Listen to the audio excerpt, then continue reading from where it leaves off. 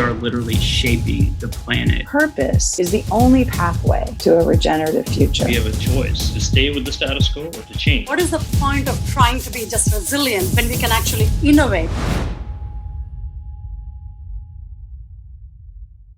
When I say in my bio that I have spoken on this internationally, that was a 2-day trip to Canada, which was lovely. And they are debatably kicking the US's butt in modular right now. What I was going to ask all of you great people to do is in the chat, if you could just say if you're familiar with modular. I really don't, I've done so many intro to modular or modular 101s. I don't want to bore y'all with information that you already know. So maybe we could try an experiment where in the chat, if you could just say, yes, I have a general understanding of modular, that would be great. Until then, okay, great distinction already. What's the difference between modular and prefab?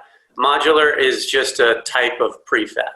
Volumetric modular, essentially you just build boxes and you stack them. What you will hear is people saying that you are stacking these things like Legos. Prefab, a lot of people think of prefabricated parts and pieces or panelization. Those are kind of modular is in the umbrella of prefab. Is 3D printing modular? No, it's not.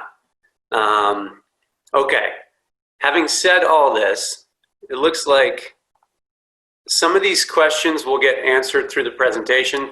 So Nick, why don't we just jump right in? Do you have do you have the presentation on the screen, or how do we get to that? I don't, Bart. I have I just had the title slide for you, so I didn't know if you had the Awesome. So I'll share my screen. You can share your screen, yeah. I'm also a Microsoft Teams guy, so bear with me. So sorry, my condolences.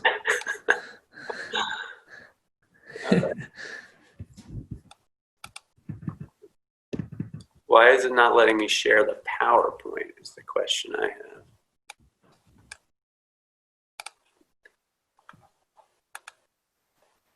Here we go.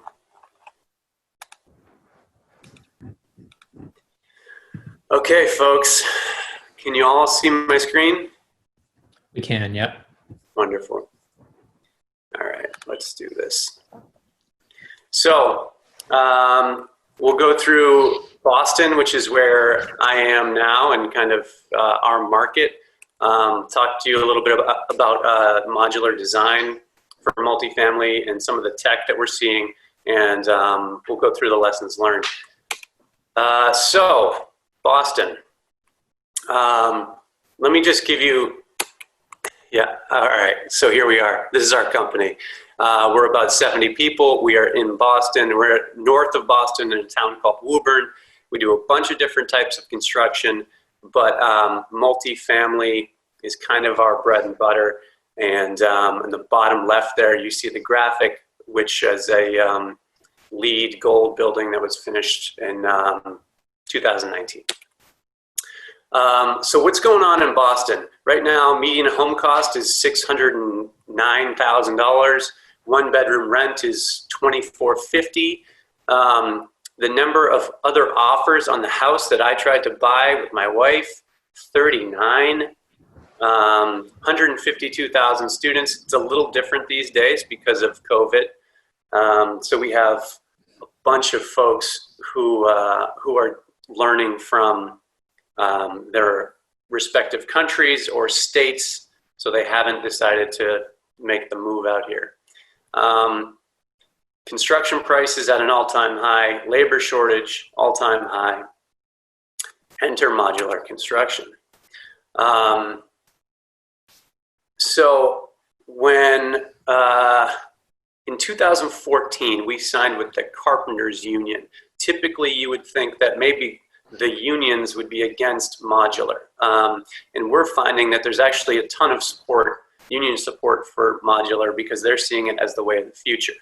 This is kind of our school of thought as well. Some of the factory involvement for union labor, Factory OS out in California, Skender in Chicago. So they have unique agreements with the Carpenters Union, which is a pretty progressive group. We have done 5 modular projects. We are in construction on our 6th. So these have kind of a funny flow. Back in 1999, we did our first modular project. It was a 96-unit building, and we thought this is the way of the future. 6 years later, we did our second modular project in Cambridge, Park 87, and we thought, surely everything is going to be done like this from now on. And 6 years after that, we did Chelsea Place, which was a LEED Silver 56-unit building that was done turnkey in 12 months. So we were like, of course, it has to be. Everything from here on out is going to be modular.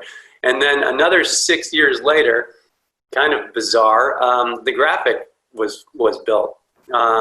So within the last year, we finished Amgen in Rhode Island, which was a modular project. Those were big steel mods that came in. That was a pharmaceutical building, a little different. And then we are in construction on this other one in Natick for the government, actually. So let me give you some context for this project. Can you see my cursor? Or... I can, yeah. Okay, so the bottom, you see this site. We are kind of sandwiched. If you keep going south, there's the city of Boston down there. This is a crazy intersection, and I just clicked the slide that should give you a little bit more context. Let's see. The graphic is a really exciting project that we have here in Charlestown. It's 2 buildings, an adaptive reuse, as well as a new building being made via modular construction. There are a lot of preconceptions that modular limits your design capacity, but we've found that there are no limits to the potential. As developers look at sites and construction costs, we're always looking for better ways to build and less costly ways to build.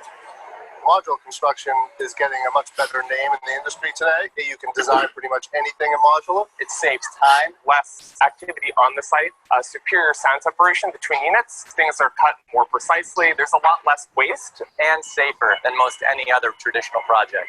We really see this construction method as the cutting edge of multifamily and as an exciting new way to provide a superior product in the city.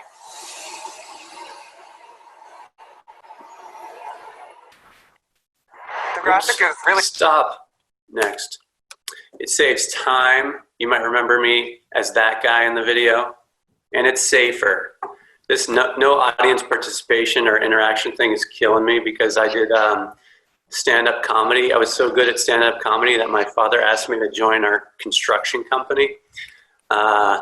So it's so let me see here.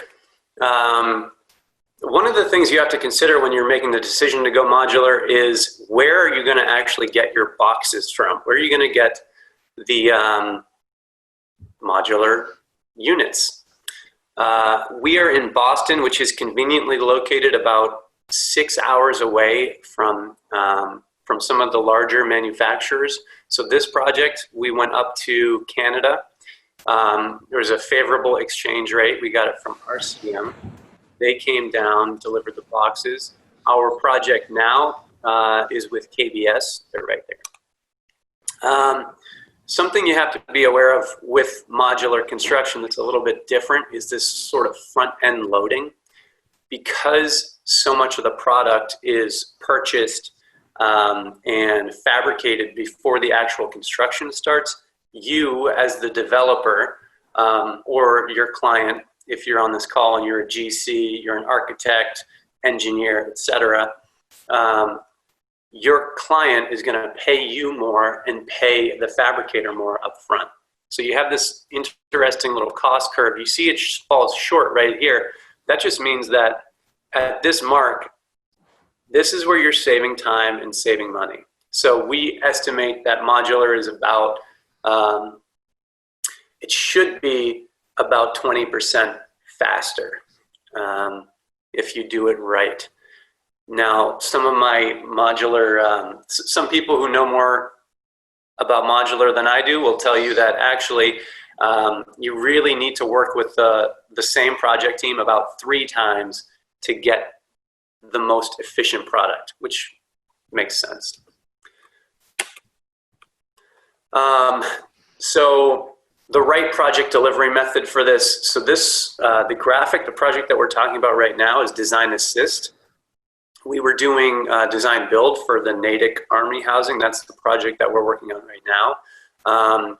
Integrated project delivery is one of our specialties, but that's maybe too involved for the types of multifamily work we're doing. So we look at site constraints. These are some of the things that you check out first. You want to make sure that your project is right for modular before you waste time running down this road. You can do that by talking to somebody like me. You can do that by talking to an architect that has this experience, or you can send your project by a modular manufacturer. But to try to force modular is a horrible idea. You want to make sure you have a lot of right angles. Make it boxy. Boxy still can be cool. But something like this where it's a little curvy, can get a little hairy. This is what your MEP, FP systems are going to look like. So all your mechanical gets routed through the corridors so that you can have, essentially, if you can see my cursor, one of these is one modular box. So you have a unit here, potentially, a unit here, potentially, if they're studios or if it's a hotel, and then you have the corridor, and then you move from there. So I'm kind of flying through this, and the reason is I want to leave room for questions and comments. So forgive me, but here we go. Standard site work and podiums. So this looks like any other construction site, but what's happening is that your building is being built 6 hours away. What we like about this, and they mentioned it in the video, but it's just so much more efficient. You're not wasting a lot of materials. One of our big things is, you know, Amir talked about the waste in the construction industry, or the kind of lack of sustainability that we all know is kind of inherent in this industry. But thinking about how we can mitigate that by going off-site, being more careful about planning, being better about the products that we choose. Yeah, I'm a strong believer that this is going to be the way we do things in the future.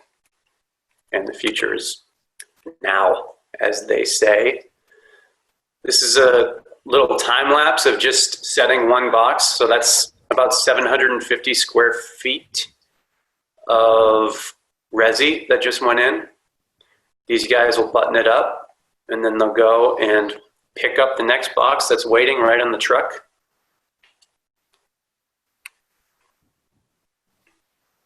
And that whole thing took not too much time, I think 40 minutes.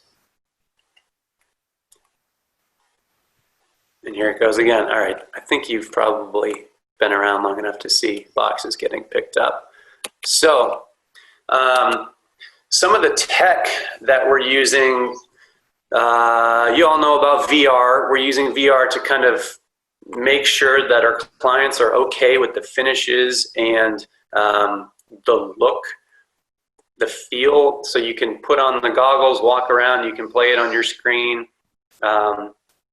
This is big because you just can't make changes in modular because this thing is being built, you can't be like, oh, wait a minute, I actually didn't want that there, because you're going to have to stop the production line, which is not something that you do. We did 4D scheduling on this project. Is that all coming through? Is that video coming through? Yep. Awesome. And forgive me, this is, again, stuff that I'm just going to kind of sprint through. Traditional coordination, our VDC team just doing beam penetrations, saving money before we get to the field. This whole kind of theory or method of measuring twice and cutting once is big with our company, and it runs through everything that we do. Here you can see where we've marked out different penetrations for the boxes where they're going to be placed. We had to make a ton of factory trips because this factory was 6 hours away. We wanted to figure out how to do that without actually going to the factory all the time. And you can't get your entire team there all the time, meaning maybe the CM goes, but you don't get your engineers, your architects, the owner, and they want to see what their money is going to. The owner's investors want to see what they've just paid a hefty deposit for. So we used Matterport for this part, so that we could show some of our trade contractors as well. So our electricians who were buttoning things up on site, we could show them what was going on. Yeah. So this is pretty cool, kind of QA QC technology. It's not anything that remarkable when you think about it. I mean, it's the same software, or it's the same equipment that they're using for like real estate walkthroughs, you know? But we use this also when we're buttoning up, when we are, before we put the drywall in our Boston Medical facility, for example. So we did a big renovation there, and we went through with the Matterport, gave that file to the facilities team so that they didn't have to go around poking holes in the drywall to try to figure out what was there. There's a ton of opportunities for automation in modular. This is one of them.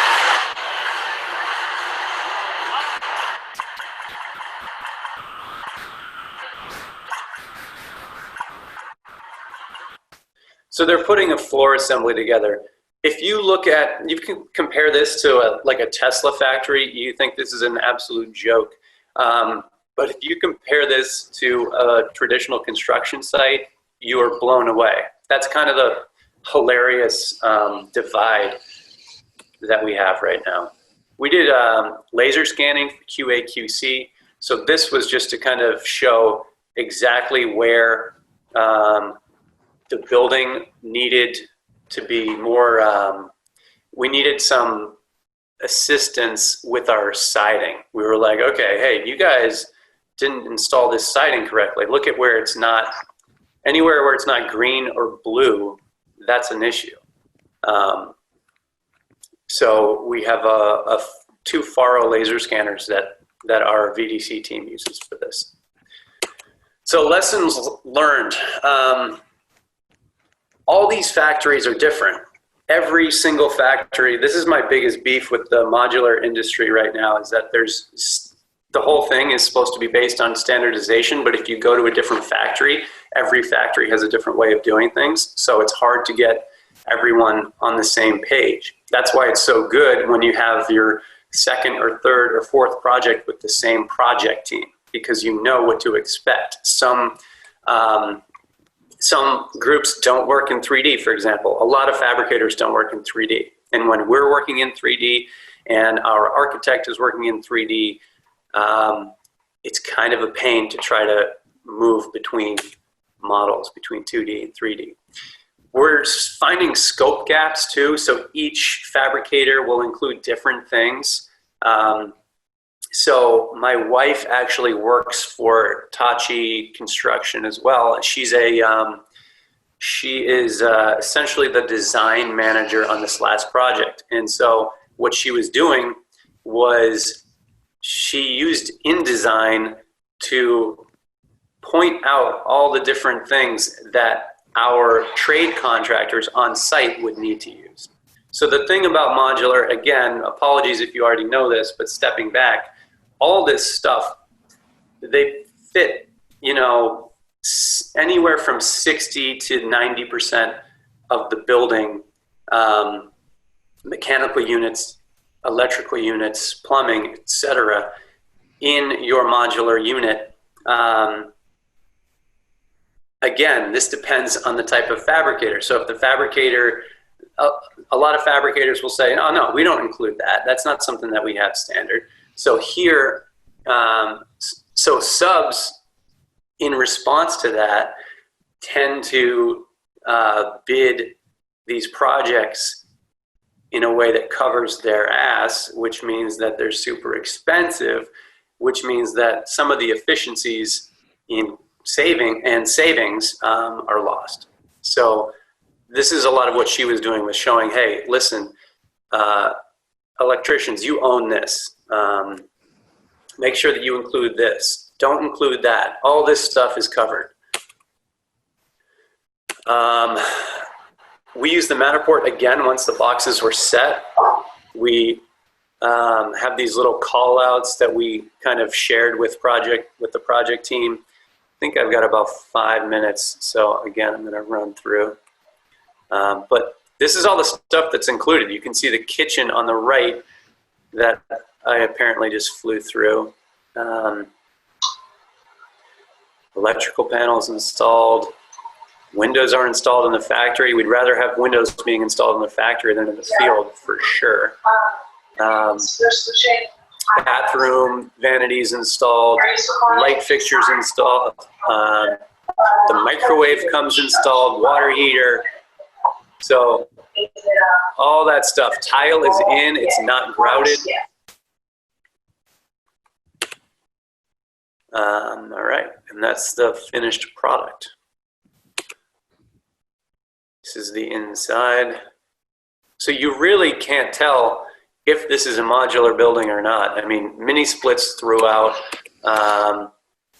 This is the kitchen. This is not a modular building. This is building A. I just threw this in here to throw you off, I guess. So these are some conversations I had with other owners. So one guy said that he would go modular again, but he would make sure that every single player on the team would have experience with it, or had experience with it.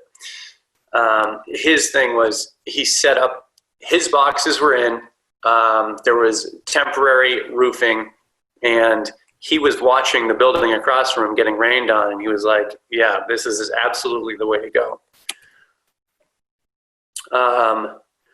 So let's see. I think that there's still a long way to go with modular multifamily. It's definitely, there's a whole new market, I think, that's going to pop up, and that's anywhere from, I would say, a smaller group, so 2 to 12 units. There's room for efficiencies everywhere. There's room for standardization. It's a super exciting time. So that's that. How do we do? We got 3 minutes for questions. Yeah, 3 minutes for questions, Bart. Go right ahead. Awesome. So, are there questions?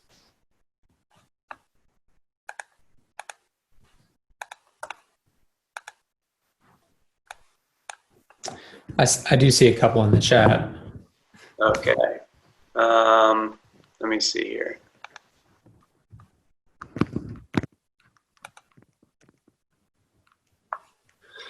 Okay, sorry about that. Is modular the right way to go for affordable housing and social housing? Does it scale well to produce greater than 10,000 square feet? Oh, 10,000 houses. Yeah, I think absolutely. So the interesting thing about modular is, I mean, we're talking right now, I'm talking about kind of the 4 and 5 story over podium. We're looking at other projects that are going higher, 10, 15 stories with steel. We're looking at different light gauge systems that go larger. We're also looking at talking about affordably. So we're looking at small A affordable housing in Boston. So this is, there's a group called Bequal that has a single pod, essentially, that you could live in. That would be manufactured. It's basically like a tiny home with really cool finishes and furnishings, and that would be a great option. I mean, think about it like a wine rack. This is totally different, Karsten, than what you're asking about probably, but the answer is yes. I think it is the right way to go for affordable housing and social housing. A lot of groups in Canada are doing that better than we are in the US right now.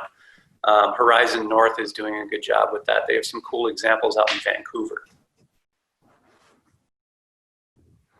Any other questions? Hopefully that answered you. I see 2 that just came into the Q&A. Oops. Could you read one of them? I can't see it. Sure, yeah. So Daniel asked, would it be better for a company to focus on just modular instead of a little bit of everything? I'm assuming he's talking about a construction company. Yeah. I mean, that's an interesting question. That's something that we actually have talked about internally about branding and stuff. But I think right now there's not enough. If you're a developer and you're a CM or a GC, you can do that because you can kind of create your own demand. But right now, I think it's we're just a little too early to be focusing 100% on modular. And Nick, could you read the other question too? I don't know why I can't. Yeah, no problem. So Miguel asks, how far can the factory be from the site to for it to still make sense? Yeah, okay. And that is a good question. And it's kind of a case-by-case basis. So one of our projects, the factory is 2 hours away. Another one, it was 6 hours away. Another one, this Amgen project, the boxes came from China. So that obviously is a far way away from Providence, Rhode Island.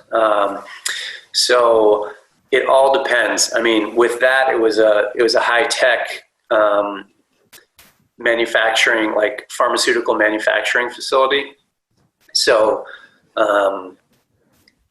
yeah, I'm sorry that I don't have a better answer for you. I mean, out on the West Coast, it all depends on the roads. It depends on the different restrictions through states. You can go from Canada down to Florida on the East Coast, but you pass through like 13 different states.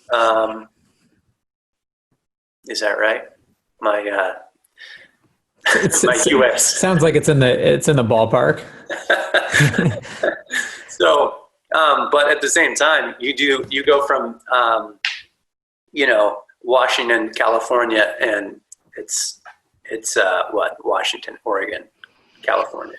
So 3 states versus. So it all depends. Yeah.